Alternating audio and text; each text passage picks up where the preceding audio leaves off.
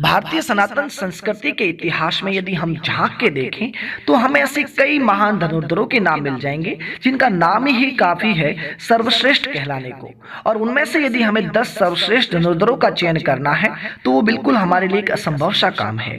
फिर भी हमने ऐसे 10 नाम लिए हैं जो भारतीय इतिहास में अपना विशेष योगदान रखते हैं।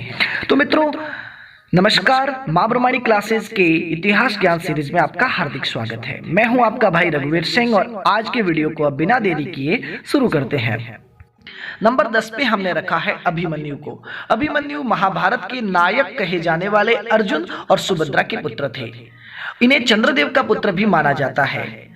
धारणा मानी जाती है कि जब सभी देवताओं को महाभारत में अपने पुत्रों को अवतार के रूप में धरती पर भेजना था तो चंद्रदेव पुत्र वियोग को सहन नहीं कर पाए और इन्होंने शर्त रखी कि मैं अपने पुत्र को भेजूंगा तो जरूर, लेकिन सिर्फ 16 वर्ष की अवधि तक ही भेजूंगा। इसीलिए अभिमन्यु की जो वीर गति है वो 16 वर्ष की अल्पायु में ही हो जाती है। वीर गति को प्राप्त करने से पहले अभिमन्यु धनुर्विद्या का ऐसा सर्वश्रेष्ठ खेल दिखा जाते हैं कि आज भी उन्हें याद किया जाता है। उन्होंने कौरव पक्ष द्वारा व्यूह रचना, जिसे चक्रव्यूह कहा जाता है, के 7 में से 6 द्वार भेद दिए थे, क्योंकि उस समय चक्रव्यूह भेदने के लिए अर्जुन युद्ध भूमि से बहुत दूर होते हैं, इसलिए उनकी जगह पर ये जाते हैं। लेकिन 7वां द्वार ये नहीं भेद पाते और 7वें द्वार को भेद कर इन्हें बाहर आना था, लेकिन इन्हें वो ज्ञान नहीं था, क्योंकि कथानुसार अभिमन्यु ने अपनी माता की कोख में रहते हुए चक्रव्यूह भेदने का रहस्य जाना था, पर सुभद्रा को बीच में नींद आने के कारण वो बाहर आने की विधि अर्जुन के मुख से नहीं सुन पाए और इसी के कारण वो 7वें द्वार में जाकर अटक गए, जहां पर कौरव पक्ष के महान योद्धाओं द्वारा साथ में हमला करके युद्ध के मानदंडों को भुलाने के कारण इनकी हत्या कर दी जाती है और इनकी वीरगति हो जाती है। तो इस प्रकार अभिमन्यु हमारी लिस्ट में नंबर 10 पर आते हैं। नंबर 9 पे हमने रखा है बर्बरीक को। बर्बरीक महाभारत के एक महान योद्धा थे। वे घटोत्कच और अहिलावती के पुत्र थे। बर्बरीक को ऐसी ऐसी सिद्धियां प्राप्त थी कि जिनके बल पर वे पलक झपकते ही महाभारत के युद्ध में भाग लेने वाले समस्त वीरों को मार सकते थे। लेकिन उनके गुरु ने उनको एक शर्त पर ये सिद्धियां दी थी और गुरु दक्षिणा में मांगा था कि तुम हमेशा हारते हुए और निर्बल के साथ रहोगे। इसका अर्थ यह हुआ कि अगर महाभारत में पांडव हार रहे होंगे तो वो पांडवों के साथ होंगे और जैसे ही कौरव हारने वाले होंगे तो वो कौरवों के साथ हो जाएंगे। ऐसे में तो सारे कुरुक्षेत्र के योद्धा मारे जाते। इसीलिए भगवान श्री कृष्ण ने कूटनीति से उनको अपना शिष्य बनाते हुए उनसे अपना शीश मांग लिया और बर्बरीक जो है वो अपना शीश गुरु दक्षिणा में श्री कृष्ण को दे देते हैं और श्री कृष्ण उन्हें प्रसन्न होकर कहते हैं कि आज से तू मेरे नाम से पूजा जाएगा और इसीलिए हम आज बर्बरीक को खाटू श्याम जी के नाम से जानते हैं। नंबर 8 पे हमने रखा है अर्जुन को। अर्जुन को महाभारत का नायक, महाभारत का केंद्र बिंदु कहा जाता है। इनको प्रशिक्षण मिला था द्रोणाचार्य, इंद्र और स्वयं साक्षात महादेव के द्वारा। महादेव के द्वारा इनको प्रशिक्षण मिला, इस कारण इनको प्रश्वपास्त्र और सुदर्शन चक्र को छोड़कर सारे अस्त्रों का ज्ञान था। द्रुपद के विरुद्ध अगर अभियान को ले लें, महाभारत का युद्ध ले लें या फिर अश्वमेध यज्ञ को ले लें या फिर द्रौपदी स्वयंवर को ले ले, इन्होंने निरंतर युद्ध और अपनी धनुर्विद्या के कौशल को दिखाया। उस समय इनकी धनुष विद्या इतनी जग प्रसिद्ध थी कि इन्हें सर्वश्रेष्ठ धनुर्धर की उपाधि तभी मिल गई थी। ये गुरु द्रोण के सबसे प्रिय शिष्य थे। द्रोण ने अर्जुन को धनुष सिखाते वक्त ये वचन दिया था कि तुमसे श्रेष्ठ इस संसार में कोई धनुर्धर नहीं होगा और अर्जुन के धनुष की टंकार से उस समय पूरा क्षेत्र गूंज उठता था। रथ पर सवार कृष्ण और अर्जुन को देखने के लिए उस समय देवता भी स्वर्ग पर उतर आए थे। तो ये कह सकते हैं कि अगर पांडवों की विजय हुई है तो उसमें कृष्ण के साथ साथ अर्जुन का सबसे प्रमुख रोल रहा है। नंबर 7 पे हमने रखा है एकलव्य को। एकलव्य ने किसी से शिक्षा नहीं प्राप्त की। उन्होंने द्रोणाचार्य को ही अपना गुरु माना और उनकी मूर्ति बनाकर उसके समक्ष स्वयं के आत्मबल से धनुर्विद्या को प्राप्त किया और उनकी धनुर्विद्या इतनी उच्च कोटि की थी कि एक दिन द्रोणाचार्य अर्जुन सहित अपने अन्य शिष्यों के साथ वन में जा रहे थे और उनके साथ साथ एक कुत्ता जा रहा था जो बहुत ज्यादा भौंक रहा था। एकलव्य ने जब उस कुत्ते की आवाज सुनी तो उस पर तीरों की बौछार कर दी और वो तीर जाके सीधे कुत्ते के मुंह में जाकर घुसे, लेकिन कुत्ते की मौत नहीं हुई, सिर्फ उसका भौंकना बंद हुआ। इस पर द्रोणाचार्य सहित अन्य शिष्य आश्चर्यचकित हुए कि ऐसा कौन सा धनुर्धर आ गया है जिसने इस प्रकार की शिक्षा प्राप्त की है कि एक कुत्ता मरा नहीं, सिर्फ उसका भौंकना बंद हुआ। वो दौड़े दौड़े उस स्थान पे गए जहां से बाण आया। वहां जाकर देखा कि एकलव्य धनुर्विद्या के अभ्यास कर रहा है और द्रोणाचार्य की मूर्ति बनी हुई है। तो एकलव्य ने कहा कि गुरुवर, मैंने आपसे ही ये शिक्षा प्राप्त की है, आपकी मूर्ति के समक्ष आपको गुरु माना है और धनुर्विद्या को प्राप्त किया है। तब द्रोणाचार्य ने कहा कि फिर तो मुझे गुरु दक्षिणा मिलनी चाहिए। तो एकलव्य ने प्रसन्न होकर कहा कि गुरुवर मांगिए। तो द्रोणाचार्य ने कहा कि तुम ऐसा करो, मुझे तुम्हारा अंगूठा दे दो। और इस प्रकार जो एकलव्य है वो अपना अंगूठा दान में दे देते हैं गुरु दक्षिणा में द्रोणाचार्य को। द्रोणाचार्य ने वो अंगूठा इसीलिए मांगा क्योंकि थोड़े समय पहले ही अर्जुन को द्रोणाचार्य ने यह वचन दे दिया था कि तुमसे श्रेष्ठ वर्तमान समय में कोई भी धनुर्धर है ही नहीं इस दुनिया में। और जब एकलव्य को देखा तो उनको पता चल गया द्रोणाचार्य को कि ये अर्जुन से श्रेष्ठ है, तो इसीलिए उन्होंने वो अंगूठा मांगा। तो इस प्रकार एकलव्य को हमने नंबर 7 का स्थान दिया है। नंबर 6 पे हमने 3 जनों को रखा है, द्रोणाचार्य, कर्ण और भीष्म। ऐसा क्यों किया हमने? क्योंकि मित्रों आज के वर्गीकरण का हमारा जो आधार है वो है गुरु।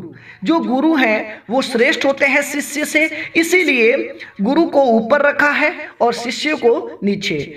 इसीलिए हमने अर्जुन और एकलव्य को द्रोणाचार्य से पीछे रखा और द्रोणाचार्य को ऊपर का स्थान दिया है। वैसे ही द्रोणाचार्य, कर्ण और भीष्म तीनों के गुरु एक ही है, परशुराम जी, इसीलिए तीनों को ही हमने एक साथ रखा है। क्योंकि सर्वश्रेष्ठ सर्वश्रेष्ठ होता है, उनमें कभी तुलना नहीं की जा सकती, इसीलिए हमने सिर्फ गुरु के आधार पे इनका वर्गीकरण किया है। तो चलिए अब सबसे पहले हम जानते हैं कर्ण के बारे में। मित्रों कर्ण ने प्रशिक्षण परशुराम जी से प्राप्त किया। इनके मुख्य अस्त्र शस्त्र में थे धनुष, तलवार एवं गदा। इनके मुख्य दिव्यास्त्र थे ब्रह्मास्त्र और भार्गवास्त्र।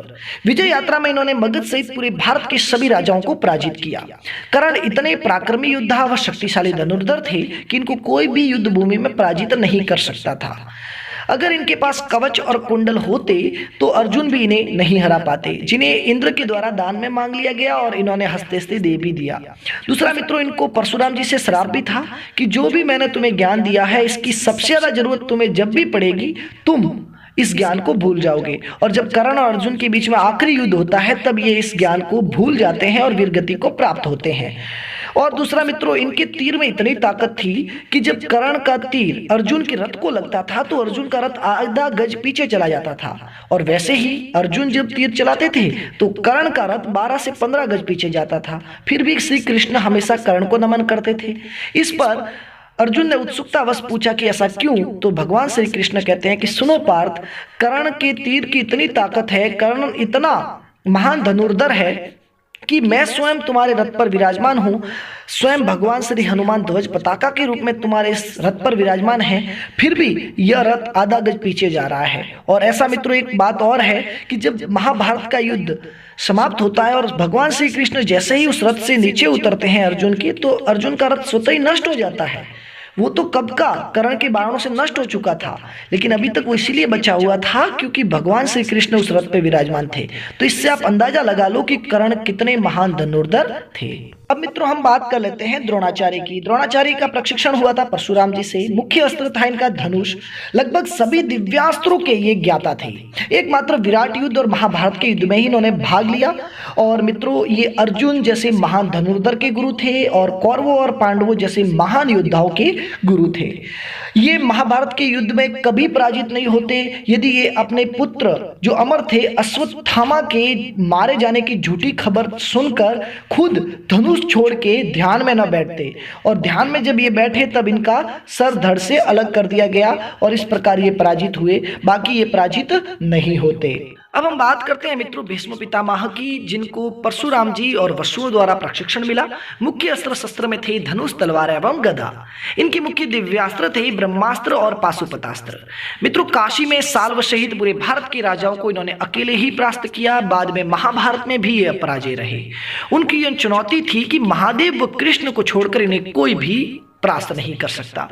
महाभारत में इन्होंने थोड़े समय के लिए ही पूर्ण क्षमता से युद्ध किया था और उसमें अर्जुन परास्त हो गए थे। मित्रों इन्होंने कृष्ण को अपनी प्रतिज्ञा तोड़ने पर उस समय विवश कर दिया था। तो ये थे महान धनुर्धर भीष्म पितामह। नंबर 5 पे हमने रखा है परशुराम जी को। परशुराम जी को प्रशिक्षण सीधे महादेव शिव शंकर जी से मिला था। मुख्य शस्त्र के तौर पे वैसे तो ये परशु यानी कि फरसा का इस्तेमाल करते थे, पर धनुर्विद्या में भी इन्हें उच्च कोटि की निपुणता हासिल थी, क्योंकि ये गुरु रहे हैं गुरु द्रोण के, ये गुरु रहे हैं कर्ण के, ये गुरु रहे हैं भीष्म पितामह के। तो हम अनुमान भी नहीं लगा सकते कि इनकी धनुर्विद्या किस प्रकार की उच्च कोटि को हासिल कर चुकी थी। इनके पास लगभग सभी दिव्यास्त्र थे सिवाय प्रस्वापास्त्र और पाशुपतास्त्र को छोड़ के। मित्रों, इन्होंने 21 बार इस धरती पर से अहंकारी प्रवृत्ति के लोगों का नाश किया था, इसीलिए इनको फरसा अवतार के रूप में पूजा जाता है। ये भगवान श्री विष्णु के अवतार थे। बात आ जाती है नंबर 4 की। तो नंबर 4 पे हमने रखा है रावण और मेघनाद को। रावण और मेघनाद जिन्होंने भगवान से युद्ध किया, इसीलिए हमने इनको नंबर 4 पे रखा है। रावण है मेघनाद के पिता और मेघनाद है रावण के पुत्र।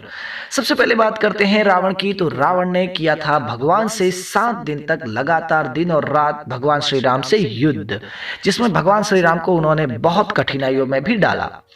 भगवान श्री राम यदि उस समय देवताओं से रथ नहीं लेते, क्योंकि रावण के पास रथ था जो हवा में उड़ सकता था, इसलिए देवताओं से यदि रथ नहीं मिलता तो और भी यह युद्ध लंबा चल सकता था। क्योंकि रावण मायावी शक्तियों का स्वामी होने के साथ साथ एक महान विद्वान तो था ही साथ वह धनुर्विद्या में भी उच्च कोटि की निपुणता हासिल किया हुआ योद्धा था। उसके पास कई सारे दिव्यास्त्र थे जिससे उसे हराना भगवान के लिए भी आसान नहीं था। अब बात कर लेते हैं हम मेघनाद की। तो मेघनाद को हम इंद्रजीत के नाम से भी जानते हैं, क्योंकि उन्होंने इंद्र सहित सारी देवसेना को बहुत ही आसान, ज्यादा मायावी शक्तियों का उपयोग किए बिना ही हरा दिया था, इसीलिए उसे इंद्रजीत भी कहते हैं। इंद्रजीत के पास भी कई दिव्यास्त्र और धनुर्विद्या में उसको उच्च कोटि की निपुणता हासिल थी। उसके पास इतने सारे दिव्यास्त्र थे कि उनमें से उसने एक दिव्यास्त्र चलाया था भगवान श्री लक्ष्मण पे और उनको मूर्छित कर दिया था, जिस पर भगवान श्री बजरंगबली को जड़ी बूटी लाके भगवान श्री लक्ष्मण को बचाना पड़ा था। तो इस प्रकार कह सकते हैं कि मेघनाद भी उच्च कोटि का धनुर्धर होने के साथ साथ एक मायावी शक्तियों का स्वामी था।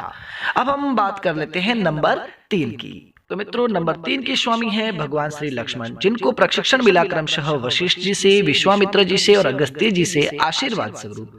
ये मुख्य अस्त्र और शस्त्र के रूप में धारण करते हैं धनुष और खड्ग को। इनको समस्त दिव्यास्त्रों का ज्ञान था। मित्रों, ये छोटे बड़े कई युद्धों में भाग ले चुके थे। इन्होंने भगवान श्री परशुराम जी को भी चुनौती दी थी, पर इनको याद किया जाता है मेघनाद, जिसे हम इंद्रजीत भी कहते हैं, जैसे उस युग के श्रेष्ठतम योद्धा को पराजित करने के लिए। उन्होंने केवल मेघनाद को पराजित ही नहीं किया, अपितु उसका वध भी किया। इसलिए भगवान श्री लक्ष्मण को कौन नहीं जान सकता। भगवान श्री लक्ष्मण ने अपने तीर से एक रेखा खींची थी, जिसे आज हम लक्ष्मण रेखा के नाम से जानते हैं। उस तीर की रेखा में इतनी ताकत थी कि कोई भी उस रेखा को मायावी शक्ति हो या कोई भी शक्ति हो पार नहीं कर पाई। तो मित्रों, आप कह सकते हैं कि जब तीर में इतनी ताकत थी, उस तीर की रेखा में इतनी ताकत थी, तो उनकी धनुर्विद्या किस उच्च कोटि की होगी। उस समय भी लक्ष्मण, भगवान जो लक्ष्मण है, उनकी धनुर्विद्या के दूर दूर तक चर्चे थे और आज भी हम शास्त्रों में भगवान श्री लक्ष्मण को श्रेष्ठ धनुर्धर के तौर पर मानते हैं। बात आ जाती है नंबर 2 की। तो नंबर 2 पे है भगवान श्री विष्णु और मां आद्यशक्ति, जहां भगवान श्री विष्णु ने अपने कई अवतार के रूप में, जैसे श्री राम, श्री कृष्ण और श्री परशुराम के रूप में अपने धनुर्विद्या के कौशल को दिखाकर ये साबित कर दिया कि उनसे श्रेष्ठतम कोई धनुर्धर हो नहीं सकता। वहीं माँ भवानी, माँ आद्यशक्ति, माँ जगदम्बा ने भी कई राक्षसों का वध अपने धनुष से करके ये साबित कर दिया कि उनसे भी श्रेष्ठतम और कोई धनुर्धर इस संसार में नहीं हो सकता। तो ये है हमारे नंबर 2 पे। अब बात आ जाती है मित्रों नंबर 1 की। नंबर 1 के स्वामी हैं भगवान शिव शंकर भोलेनाथ, क्योंकि ये धनुर्विद्या के जनक हैं। धनुर्विद्या की शुरुआत इन्हीं से हुई थी। मित्रों, हमें ये जान लेना चाहिए कि कोई भी विद्या हो, कोई भी धर्म, योग हो, शास्त्र हो, उसका शुरुआत और अंत भगवान शिव शंकर से ही होता है। और ऐसे ही धनुर्विद्या की शुरुआत भी भगवान शिव शंकर से ही हुई है और इनसे श्रेष्ठ और कोई धनुर्धर भी इस संसार में नहीं है। मित्रों, आपको बता दूं, इनके धनुष का नाम पिनाक था और इससे उन्होंने त्रिपुरासुरों का वध किया था। इसीलिए भगवान शिव शंकर को धनुर्धरों में सर्वश्रेष्ठों में सर्वश्रेष्ठ माना जाता है। इन्होंने ही भगवान श्री परशुराम जी को शिक्षा दी थी।